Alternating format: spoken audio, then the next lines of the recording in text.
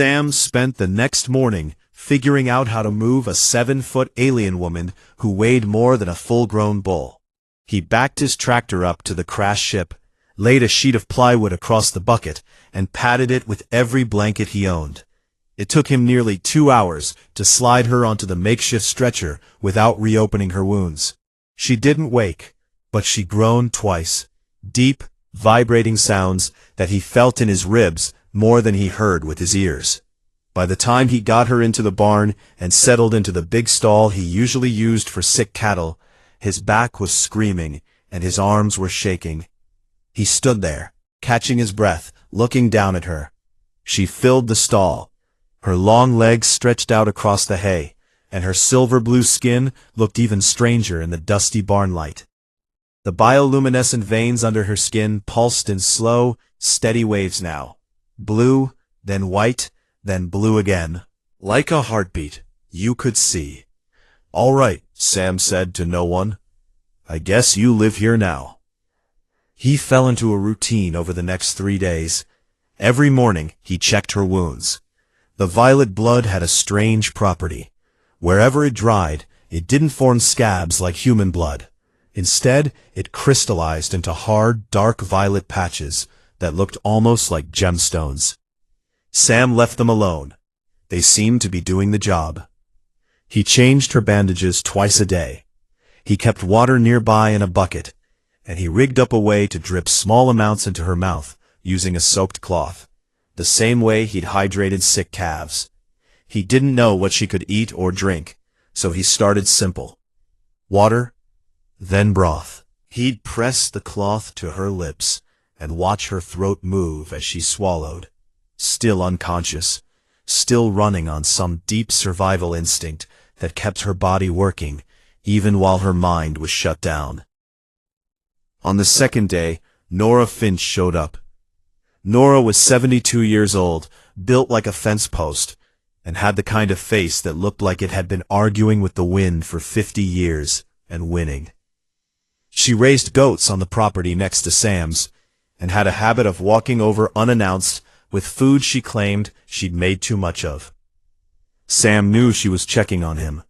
She'd been doing it ever since he moved to Millbrook 5 years ago, a hollow-eyed young man with a military discharge and a 1,000-yard stare. She walked into the barn carrying a dish of baked chicken and stopped dead. For a long moment she just stared at Vironet's sleeping form. Then she looked at Sam, then back at the alien, then back at Sam. "Well," Nora said slowly, "she's prettier than your last girlfriend." Sam almost laughed. "Almost. Nora, I need you to not tell anyone about this." "Boy, who would I tell? The goats?" She set the chicken down on a hay bale and walked closer, peering at Vironet with sharp, curious eyes. "She from up there?" She pointed at the ceiling, meaning the sky. "Yeah. She gonna be okay?" "I think so. Maybe. I don't exactly have a manual for this." Nora nodded like this was perfectly reasonable. "I'll bring more food tomorrow, and some of that good honey. Honey's good for healing. Works on humans, might work on whatever she is." She left without another word. That was the thing about Nora. She didn't waste time being shocked when there were practical things to do. On the third day, Vironeth woke up. Sam was sitting on an overturned bucket beside her stall, reading an old paperback book, when he heard the hay shift. He looked up and found all 4 of her eyes open and locked on him. The 2 large ones were bright gold, sharp and burning with intelligence. The 2 smaller ones near her temples were darker, almost amber, and they moved independently, scanning the barn, the walls, the door. She tried to stand. Her body lurched upward with surprising force, but her wounded side betrayed her. She gasped, a harsh rattling sound, and collapsed back into the hay. The fall knocked over the water bucket, and she snarled. There was no other word for the sound she made. It was raw and furious, and filled with a kind of rage that Sam recognized. Not anger at him, anger at her own weakness. She turned her eyes on him and spoke in her language, The words were fast, sharp, and clearly not friendly. Sam didn't move. He held up both hands, palms out, and said, "I know you're scared, but I'm not going to hurt you." He said it the way he talked to frightened animals, low, slow, and steady. Not because he thought she was an animal, but because fear was fear, no matter the species. She spoke again, louder this time. A command, maybe, or a threat. Sam reached behind him and picked up the bowl of broth he'd prepared that morning. He held it out toward her. "I don't know what you eat," he said, "but this hasn't killed anything on this planet yet." She stared at the bowl, then at him, then at the bowl again. Slowly, with visible distrust, she took it. Her fingers were long, with an extra joint that let them curl in ways human fingers couldn't. She sniffed the broth. She took a small sip. She paused, considering. Then she drank the rest in 3 long gulps. Sam let himself breathe. "Okay, good, that's good." Over the next several days, they existed in a strange, careful orbit around each other. Sam kept to his routine. Bandages, food, water, quiet talking. He talked to her constantly, even though she showed no sign of understanding. He told her about the farm, about how he'd bought it cheap because nobody wanted land this far from town.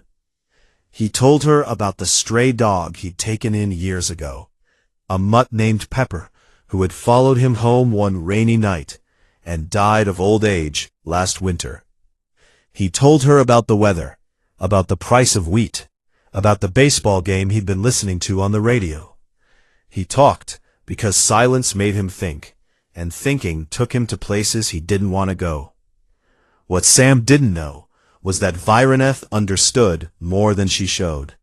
Her species, the Zohari, had an ability built into their brains over millions of years of evolution, a neural adaptation that let them absorb new languages through exposure. It was an old survival tool from a time when the Zohari were still conquering their own world, tribe by tribe, language by language. It wasn't instant, but it was fast.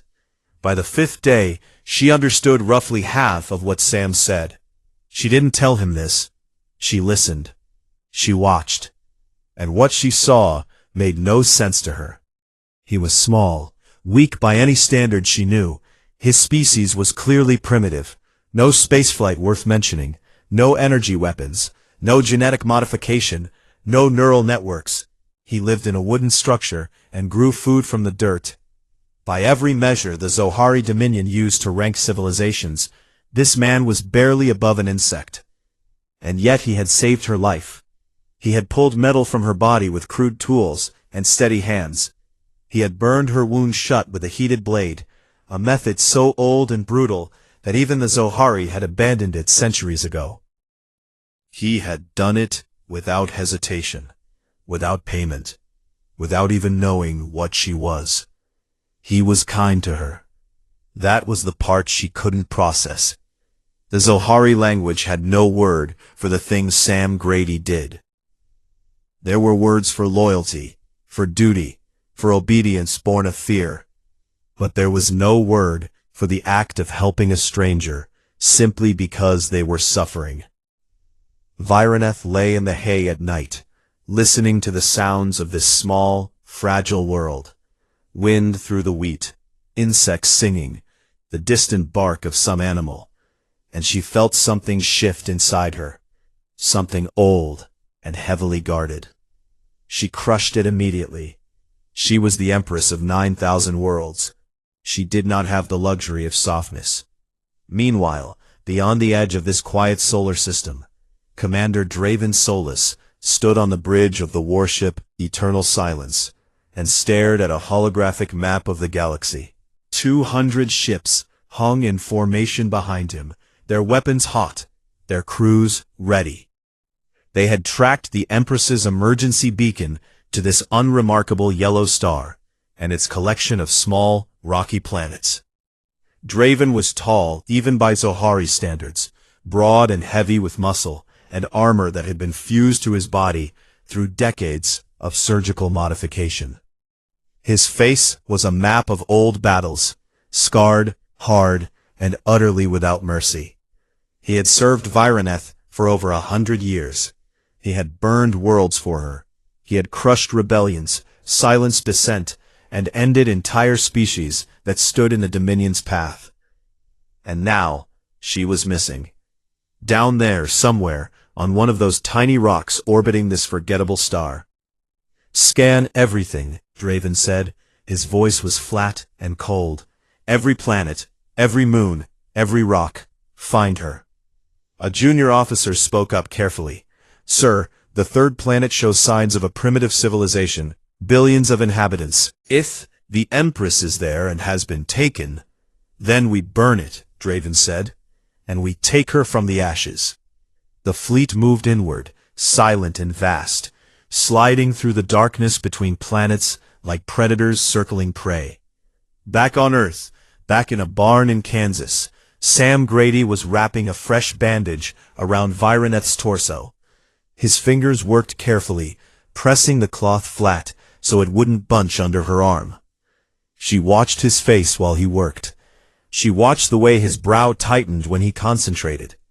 She watched the way he winced when his hand pressed too hard on her wound. Not because it hurt him, but because he knew it hurt her. He cared about her pain. The idea was so foreign to her that she almost couldn't believe it was real. When he finished, he sat back and smiled a little. "There, not my best work, but it'll hold." She looked at him. She had been silent for days, letting him believe she couldn't understand. But the words had been building in her, rough and unpracticed, assembled from fragments of his endless talking. "Why?" she said. Sam looked up, startled. It was the first English word she'd spoken. "Why what?" he asked. She searched for the words. They were clumsy in her mouth, shaped wrong for her tongue and teeth. But she found them.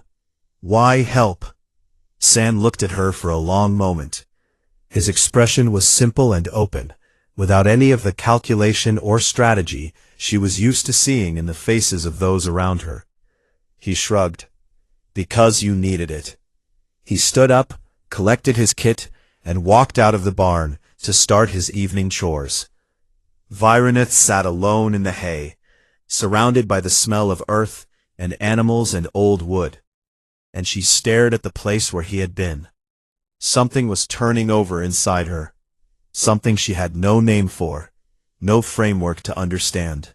In the cold, perfect machinery of her imperial mind, a single gear had shifted, and nothing quite fit the same way anymore. Outside, Sam fed the chickens and watched the sun go down, completely unaware that the woman in his barn could end his world with a single command, and that 200 warships were closing in on his planet like a fist. By the 8th day, Vironeth could speak English well enough to hold a conversation, and Sam realized he was in even deeper trouble than he'd thought. It wasn't just that she was an alien. He'd made peace with that quickly enough. It was the things she said, the way she said them, and the things she very carefully did not say. She spoke about her world the way a prisoner speaks about a cell, with total familiarity and no warmth.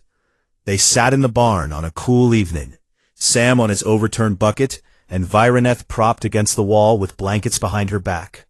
Her wounds were healing fast, faster than anything Sam had ever seen. The crystallized blood patches on her side were shrinking day by day, replaced by new skin that was smoother and slightly darker than the rest. Her arm was still splinted, but she could move her fingers now. "Tell me about where you come from," Sam said. He was cleaning his tools, not looking at her directly, giving her space the way he always did. Vironeth was quiet for a moment. Then she said, "My world is called Zohar. It is larger than this planet. The gravity is stronger. The air is thicker. Everything there is built to survive." Sounds tough. It is. The Zohari do not value comfort. We value strength. From the time we are young, we are taught that weakness is the only true crime. If you are strong, you take. If you are weak, you are taken from. That is the law. Sam stopped cleaning. That's the law? Like, the actual law? It is the only law that matters. There are others, of course. Rules for trade, for territory, for warfare, but beneath all of them is that single truth. Power decides everything. And mercy? Sam asked. Vireneth looked at him as though he had said something in a language she didn't know. Mercy is a word we use for the delay before execution.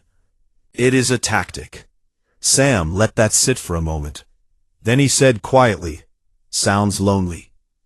The words hit Vireneth like a blow to the chest. She felt her bioluminescent veins flare, a brief bright pulse that she couldn't control. She looked away from him, her jaw tight. "I do not wish to discuss this further," she said. "Okay," Sam said, and he meant it. He went back to cleaning his tools, and he started talking about something else. About the time a tornado nearly took his barn roof off. About how his neighbor Nora once chased a coyote away from her goats with nothing but a broom and a string of curse words so creative that Sam had written some of them down. Vireneth didn't respond, but she listened. And after a while, the tension in her shoulders eased, just a little. The next morning, Sam woke early and walked to the barn to check on her. She wasn't inside.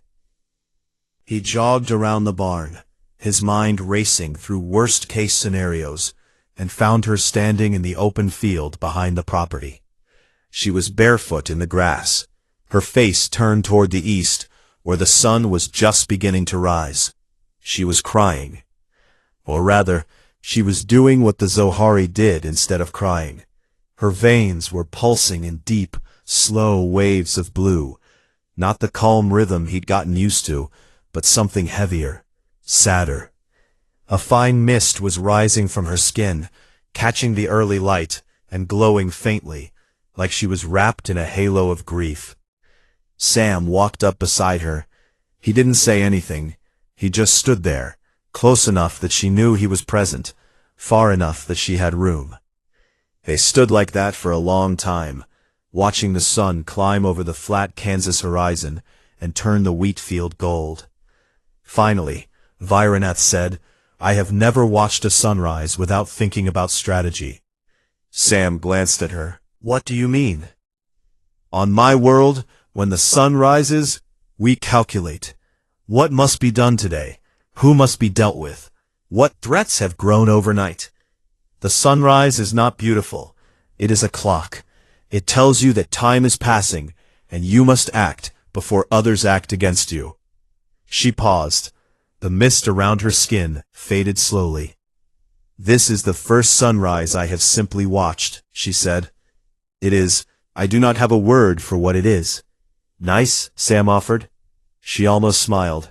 "That is not a big enough word, but perhaps that is the point." Over the following days, the walls between them continued to thin. Vireneth asked questions, hundreds of them. She wanted to know about humans, not the species in general, but Sam specifically. What was his life? Why did he live alone? Why did he leave the military? Sam told her. He didn't dress it up or leave parts out. He told her about the ambush on Mars, how his squad had been sent into a sector that intelligence had marked as clear, and how it wasn't clear at all. He told her about the firefight, about dragging his friend Danny across the floor of a collapsed building while bullets tore the walls apart, about holding Danny's hand and talking to him, saying stupid things. "You're fine. You're gonna be fine. Just stay with me," while Danny bled out and died, looking at the ceiling.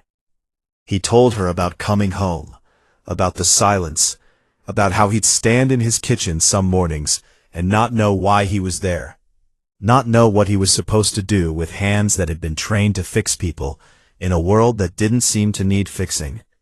"So I became a vet," he said. "Animals don't lie to you. They don't send you into bad situations on purpose. They just need help, and you either help them or you don't." Vireneth listened to all of this without interrupting. When he finished, she said, In the Dominion, a soldier who mourns the dead is considered broken. Grief is inefficiency. You would be removed from service and retrained. Sam looked at her. And the Dominion doesn't understand soldiers. No, Vireneth said, and her voice was strange, thin and far away, like she was hearing something for the first time. Perhaps it does not. What neither of them knew was that a man named Pete Langford was sitting in a rented car on the county road, half a mile from Sam's farm, staring at a laptop screen full of data that was making his stomach churn. Langford worked for a branch of government intelligence that most people didn't know existed. His job was simple: monitor anomalies, radiation spikes, electromagnetic disturbances, unusual atmospheric readings, anything that didn't fit the normal pattern. 3 days ago, his sensors had flagged something in rural Kansas.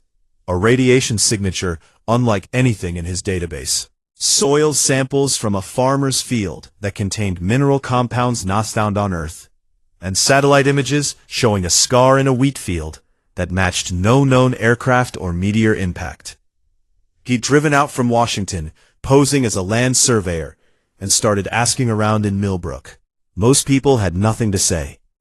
But one old woman, a goat farmer named Nora Finch, had given him directions that led him 20 miles in the wrong direction, and served him coffee so bad it might have been a war crime. Langford wasn't fooled. Someone in this town was hiding something, and he was going to find out what. Back at the farm, the evenings became something Sam looked forward to in a way he hadn't looked forward to anything in years. He'd bring 2 mugs of coffee out to the porch. Vireneth had discovered coffee on day 9 and treated it with a reverence that Sam found deeply funny. And they'd sit together as the sky went dark. On one such evening, Vireneth was strong enough to walk outside on her own. She lowered herself carefully into the old wooden chair beside Sam's, and wrapped her long fingers around the warm mug. The night was clear, and the stars were sharp and bright overhead. She looked up at them. Sam noticed that she always looked at the same part of the sky, a patch to the northwest, above the tree line. She looked at it the way people look at home when they've been away too long. "There are things about me you do not know, Sam Grady," she said. Sam took a sip of his coffee. "Probably, there are things about me you don't know either." She almost smiled at that. "I doubt your secrets could shake the galaxy." He handed her a sugar cube. She liked to eat them whole, crunching them between teeth that were sharper than any human's. "Maybe not, but I'm not trying to shake the galaxy. I'm just trying to get through the night." Vireneth looked at him. The porch light caught her 4 eyes, turning them into pools of warm gold. She looked at this small, kind, impossibly stubborn man who had pulled her from the wreckage of her ship and stitched her back together with nothing but old tools and steady hands. She looked at the way he sat, relaxed, open, afraid of nothing on this porch, even though he was sitting next to a being who could kill him with a flick of her wrist. And for the first time in her centuries-long life, a thought rose in her mind that she could not push down, could not crush, could not command into silence. "I do not want to leave this place." She said nothing. The stars turned slowly overhead, and somewhere out beyond the light of this small sun, 200 warships were closing in on Earth, and the man sitting beside her had no idea that the woman he'd saved was the reason they were coming. Sam woke to the sound of Vireneth breaking down his barn door. He grabbed his boots, shoved them on without tying them, and ran outside in his undershirt.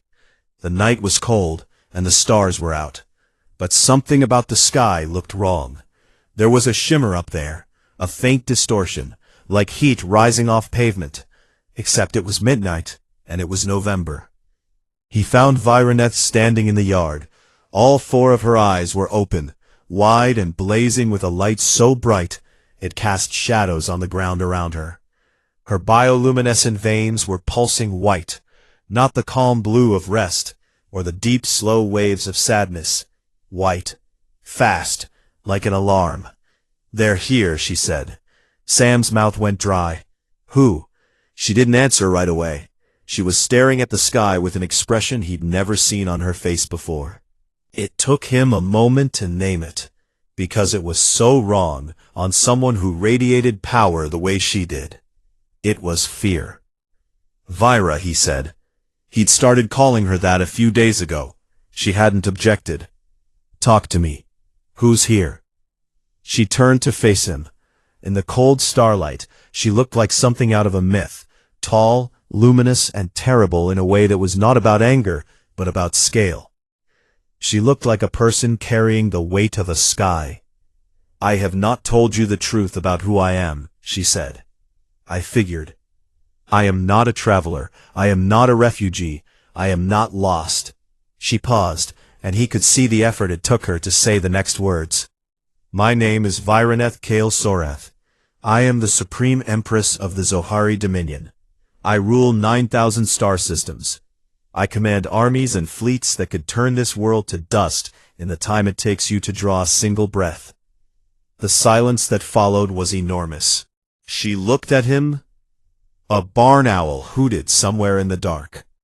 I was not simply damaged in an accident, she continued. There was an attempt on my life. A faction within my own court, people I trusted, tried to kill me. My ship was destroyed in the attack, and the escape craft I used was badly damaged. I fell through uncharted space for days before crashing here. On your farm. In your field. Sam was quiet for what felt like a very long time. His mind was doing the thing it always did in a crisis. Sorting, prioritizing, figuring out what mattered right now and what could wait. So when you said it does not matter here, he said slowly, you meant you didn't want it to matter. Viraneth's eyes dimmed, just slightly. Yes. And the people up there right now, that shimmer in the sky, those are your people? Yes, my fleet. 200 warships, commanded by a man named Draven Solus. He has been searching for me. And Sam, she stepped closer, and her voice dropped. Draven is loyal to me beyond reason. If he believes I have been harmed or held captive by anyone on this planet, he will destroy it. Not attack it. Destroy it. Every city, every ocean, every living thing. That is not a threat. That is procedure. Sam felt the blood leave his face. He looked up at the sky, at the shimmer that now seemed to pulse with a slow, patient menace. Okay, he said. His voice was steady. His hands were steady. His heart was slamming against his ribs like it was trying to escape. Then we need to make sure he doesn't think that. You should run, Viraneth said. Hide.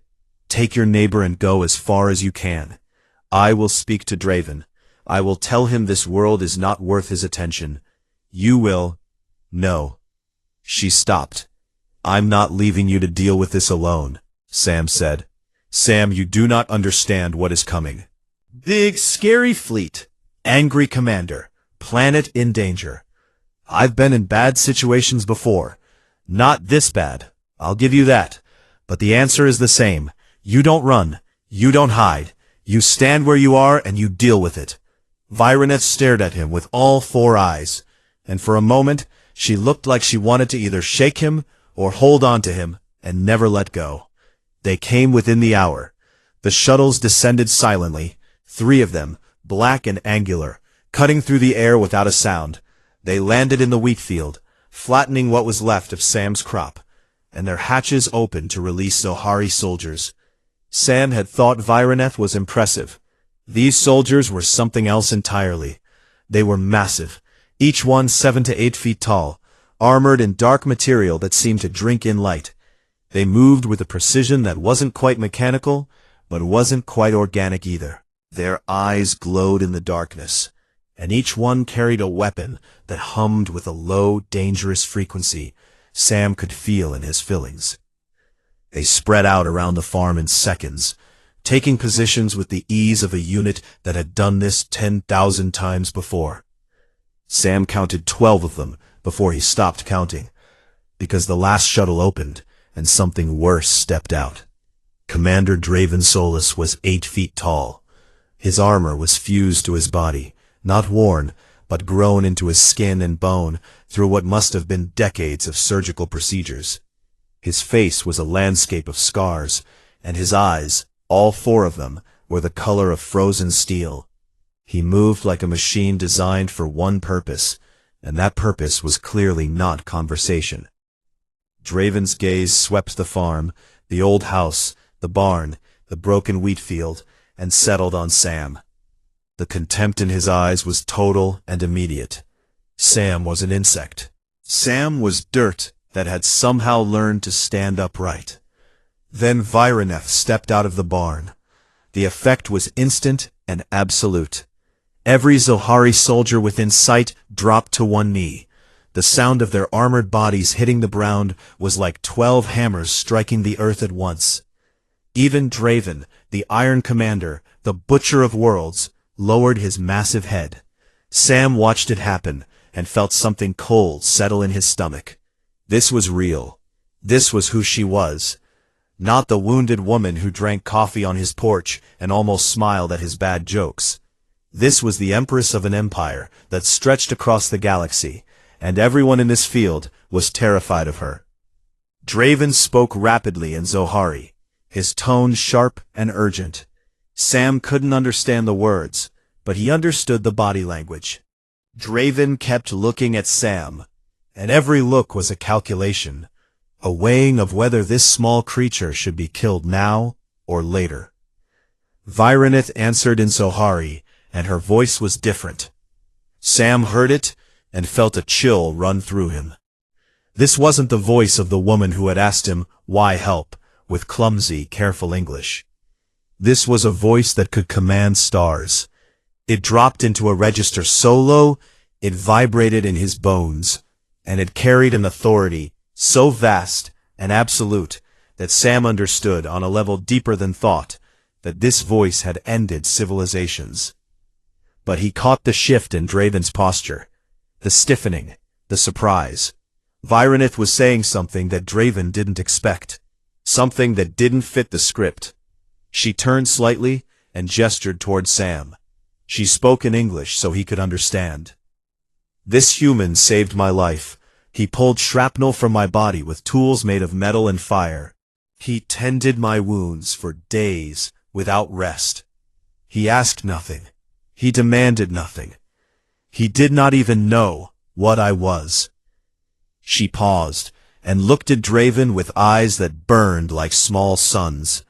"If any being under your command harms a single blade of grass on this planet, I will personally end the career and the life of whoever is responsible. That is not a negotiation. That is an order from your Empress." The silence that followed was thick enough to choke on. Draven stared at Vireneth for a long time.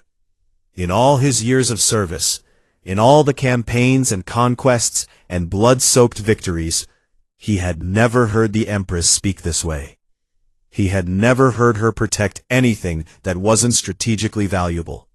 And this mudball with its wooden structures and its primitive people had nothing to offer the Dominion. Nothing at all. Except apparently one man who had been kind to the most powerful being in the galaxy without knowing it.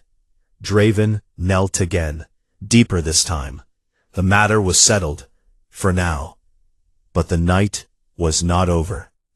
Alien technology hummed over a Kansas wheat field.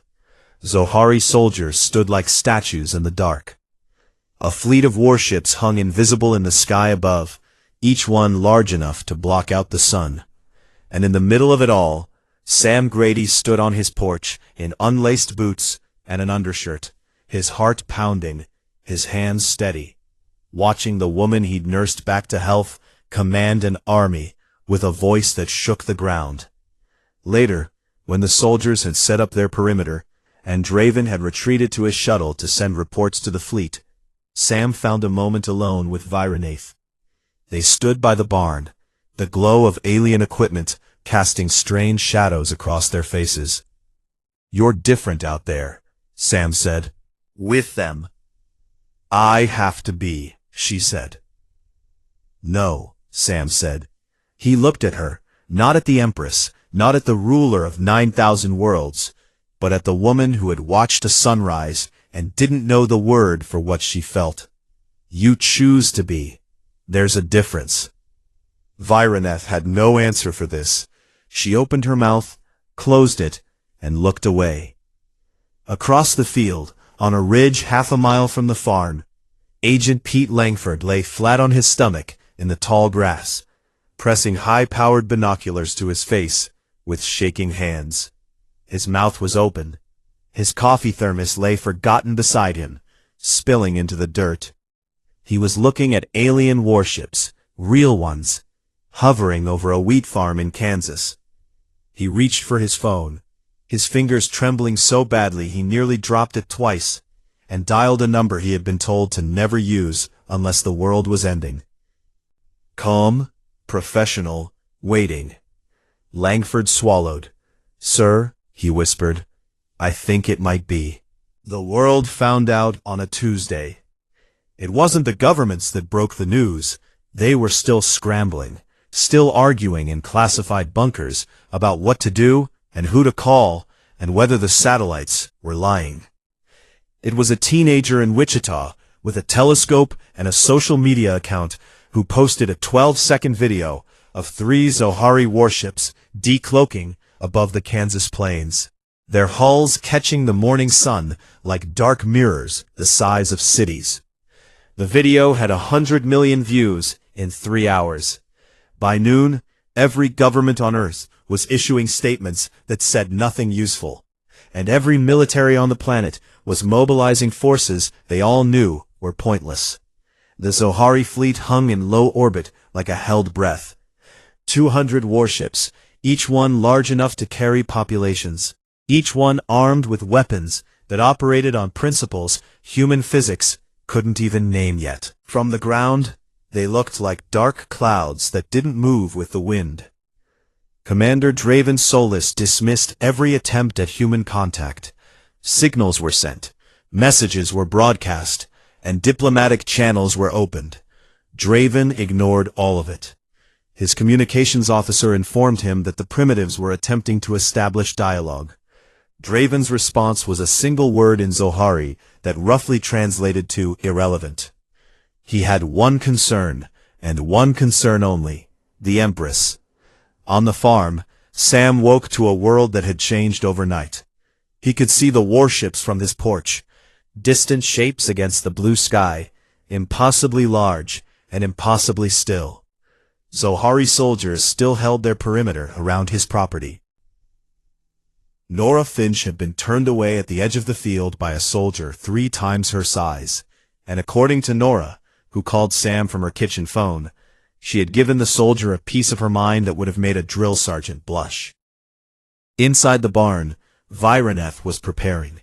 Not physically, her wounds were nearly healed, her body restored to something close to its full strength. She was preparing in the way that an empress prepares.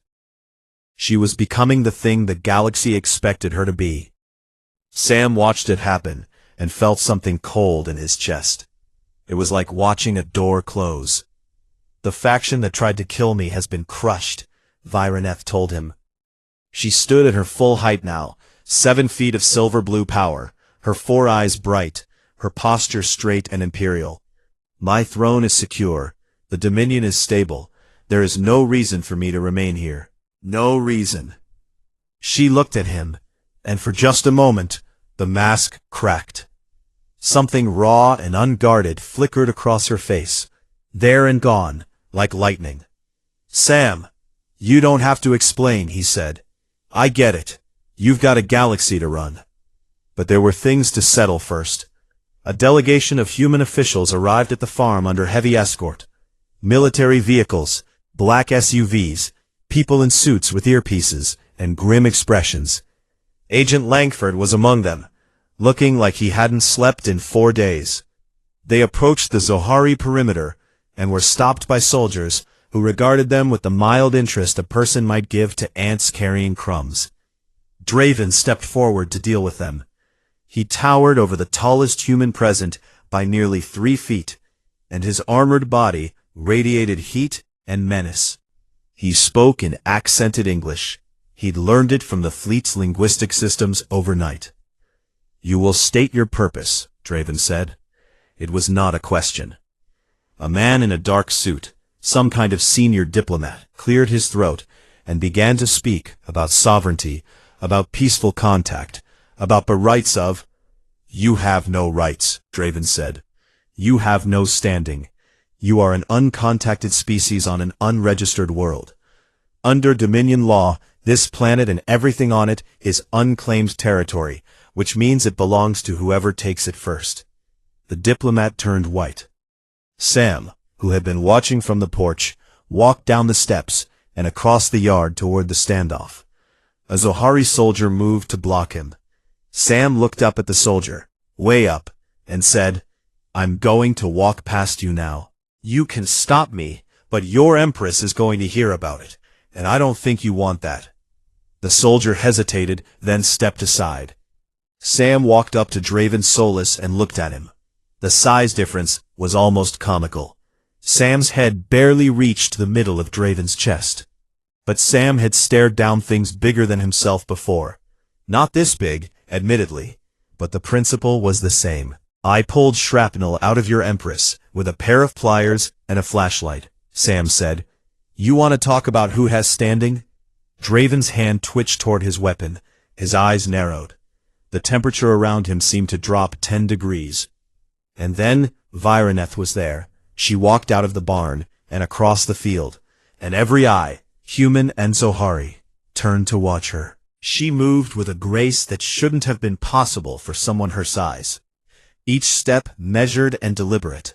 Her 4 eyes scanning the gathered crowd with a gaze that missed nothing. She stopped between Sam and Draven. She looked at the human delegation. She looked at Draven. She looked at Sam. Then she did something that none of them expected. She called a formal audience, right there, on Sam Grady's front porch. Draven's face went through several shades of disbelief, but he obeyed. The Zohari soldiers formed ranks. The human delegation stood in confused silence. Sam leaned against his porch railing and crossed his arms, feeling like a man who had accidentally wandered into someone else's dream. Vireneth stood on the top step of the porch, a wooden step that creaked under her weight, and addressed both species in English so all could understand. "I am Vireneth Kale Sorath, Supreme Empress of the Zohari Dominion." Her voice carried across the field without effort, clear and resonant and laced with an authority that made the air itself feel heavier. "This world is called Earth by its people. It is small. It is primitive by galactic standards. It possesses no strategic value, no rare resources, and no military capacity that the Dominion would consider meaningful." She paused. The silence was total. "And yet I am alive because of it." She turned and looked at Sam. He met her gaze and said nothing. "When I crashed on this world, broken and bleeding and stripped of everything that made me powerful, a man from this planet found me. He did not know what I was. He did not know my name, or my title, or the power I hold. He saw a stranger who was dying, and he chose to help. Not for reward, not for power, not because he was ordered to, or because he feared what would happen if he didn't. He helped because it was the right thing to do." She turned back to the crowd. "I have ruled the Dominion for 300 years. In that time, I have conquered worlds, crushed rebellions, and built an empire through force and fear. I have been obeyed by billions, but I have never, not once, been shown kindness without condition. Until I came to this place." She straightened to her full height. "Therefore, by my authority as Supreme Empress, I declare Earth a protected sovereign world under the personal seal of the throne. No Zohari force, no Dominion vassal, no power in this galaxy may threaten, invade, exploit, or harm this world or its people. The penalty for violation is total annihilation of the offending party. This protection is permanent and absolute." Draven dropped to one knee. His face was blank with shock. In the entire history of the Dominion, This level of protection had been granted to fewer than a dozen worlds, and every one of them had been a fortress of strategic importance. Earth was a farm. Earth was nothing. But the Empress had spoken, and in the Dominion, the Empress's word was the word of God. The human delegation stood frozen, most of them not fully processing what had just happened. Langford was writing furiously in a notebook, his hands still shaking. Later, after the soldiers returned to their shuttles, after Draven retreated to the fleet with orders he didn't fully understand, but would obey without question, after the human officials were sent away with enough information to keep their governments busy for decades, Vireneth and Sam walked through the wheat field. The scar from her crash was still there, a long, dark trench in the earth where nothing grew. They walked along its edge in silence. "I will return," Vireneth said. "I cannot say when. The Dominion does not rule itself, and there are things that require my attention." "I know," Sam said. "You are not going to ask me to stay?" "No." "You are not going to ask to come with me?" "No." She stopped walking and looked at him. "Why not?" Sam shrugged. "Because that's your world, and this is mine. And because asking you to be something you're not wouldn't be fair to either of us." He paused. "You know where to find me. That's enough." Vireneth stepped closer. She reached out and touched his face. Her hand was large enough to cradle his entire head, her silver-blue fingers cool and gentle against his skin. He didn't flinch. He never flinched. "You are the strangest creature I have ever encountered, Sam Grady," she said. "Right back at you," he said. She almost smiled. Almost. And then she turned and walked across the field, toward the waiting shuttle, her tall figure cutting a dark shape against the evening sky. She didn't look back. He didn't expect her to. Looking back wasn't something Empresses did. The shuttle rose without a sound. The fleet followed, peeling away from Earth's orbit, one ship at a time, vanishing into the dark between stars, like they had never been there at all. Sam stood in his field and watched them go. He stood there until the last shimmer faded from the sky, and the stars looked normal again. Just stars, just light, just the ordinary impossible beauty of the universe, doing its thing. Nora Finch walked across the field toward him, carrying a casserole dish. She'd managed to get past the perimeter now that there was no perimeter to get past. "So," she said, settling into the chair beside him on the porch. "She's gone then."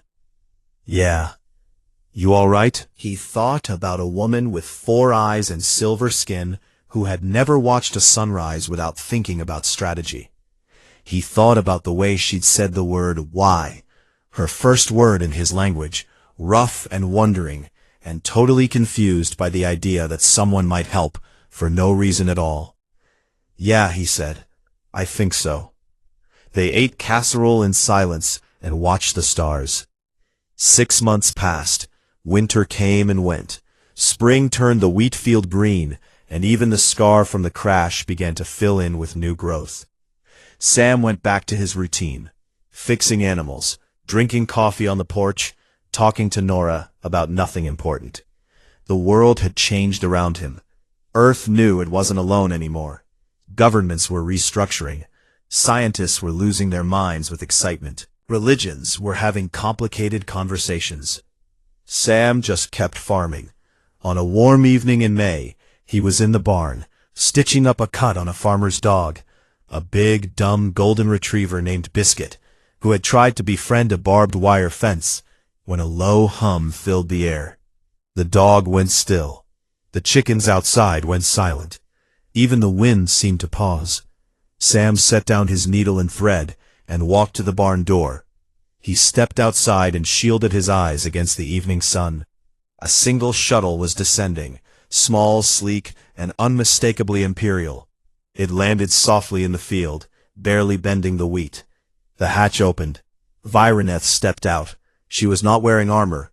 She was not wearing the dark, imposing formal wear of the Zohari court. She was wearing something simpler, a long, flowing garment in soft gray that moved with the breeze. Her 4 eyes found him immediately, and in them was something warm, something that had no name in her language, but that Sam recognized instantly, because it was the same thing he felt every time he looked at the patch of sky where she'd disappeared. "I told you I would return," she said. Sam leaned against the doorframe. The evening light caught his face, and he smiled. A real smile, the kind he hadn't worn in years before she crash-landed in his life. "Coffee's still hot," he said. She walked toward him across the wheat field, and the last light of the sun turned her silver skin to gold. And somewhere in the vast and violent galaxy, 9,000 worlds waited for their Empress. But for now, for this one quiet evening on a small farm in Kansas, the most powerful being in the universe sat on a creaky wooden porch, drank coffee with a man who had saved her life with pliers and a flashlight, and watched the stars come out, one by one, in the endless, ordinary, beautiful sky. The night Sam Grady's life changed forever started with a sound like the sky was tearing itself apart. He was sitting on his porch, drinking cheap beer and watching the darkness settle over his wheat fields, when a streak of fire cut across the stars.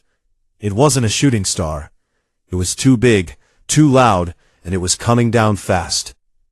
The thing hit his eastern field with a boom that shook the windows in his farmhouse and sent a wave of hot air rolling across the land. The ground trembled under his boots. Birds exploded out of every tree for a mile in every direction, screaming into the night. Sam set down his beer. He grabbed his old medical kit from the closet, the one he'd carried during his years as a combat medic, and picked up a flashlight. He didn't call the police. He didn't call the military. Sam Grady had stopped trusting institutions a long time ago, back when the military had sent his squad into a bad situation on Mars, and then pretended it never happened. 4 good people died that day. Sam came home with their faces burned into his memory, and hands that shook for a year straight. He walked into the field. The wheat was flattened in a long, ugly scar that stretched from the far fence all the way to a shallow crater near the center of his property. Something was buried in the dirt there, still glowing with heat. As he got closer, his flashlight found metal, but not any metal he recognized. It was dark, almost black, with patterns running through it that pulsed faintly like veins. The craft was about the size of a delivery truck, cracked open along one side like an egg that had been dropped from a great height. Strange fluids leaked from the cracks, hissing where they touched the soil. Sam's heart was beating hard, but his hands were steady. That was the thing about Sam. His heart could race all it wanted. His hands always knew what to do. He climbed through the crack in the hull. The inside of the craft was dark and filled with smoke that smelled like burned copper. His flashlight swept over controls he couldn't read, screens that flickered with dying light, and surfaces covered in a language made of sharp angles and curves. Then the beam found her. She was slumped in what must have been the pilot's seat, and she was not human. She was tall. Even sitting down and broken, Sam could tell she was far taller than him. Her skin was silver blue, smooth and hard-looking, like polished stone. Beneath the skin, veins of soft light pulsed in slow, uneven rhythms, glowing faintly blue and white. She had 4 eyes, 2 large ones in the normal place, and 2 smaller ones near her temples. 3 of the 4 were closed. The one that was open stared at nothing, its color a dull, fading gold. Her left arm was bent at an angle that made Sam's stomach turn. And in her side, just below what he guessed were ribs, a piece of her own ship, a jagged shard of that dark metal, was buried deep in her body. Violet blood, thick and faintly glowing, poured from the wound and pooled on the floor beneath her. She was dying. Sam didn't need to know her species to see that. He knelt beside her and opened his kit. "All right," he said quietly, more to himself than to her. "Let's see what we're working with." He had no idea what her organs looked like. He didn't know if she had a heart or where it was. He didn't know if her blood carried oxygen or something else entirely. But he knew wounds. He knew bleeding. And he knew that if he didn't get that shrapnel out of her side and stop the blood loss, she would die right here in his wheat field, 1,000,000,000 miles from wherever she called home. He worked carefully. He used his old forceps to grip the metal shard, bracing one hand against her torso for leverage. Her skin was hard, harder than human skin, and hot to the touch. When he pulled the shrapnel free, she made a sound. Not a scream. Something deeper. Something that vibrated in his chest and made his teeth ache. More violet blood rushed from the wound, and Sam pressed a thick pad of gauze against it, leaning his weight in. "Stay with me," he said. "Come on, stay with me." The bleeding was too heavy for gauze alone. Sam pulled out a knife, heated the blade with his lighter until it glowed orange, and pressed it against the wound edges. The cauterization worked. Her flesh reacted to heat, sizzling and sealing in a way that was different from human tissue, but close enough. The blood slowed, then stopped. Sam let out a breath he didn't know he'd been holding.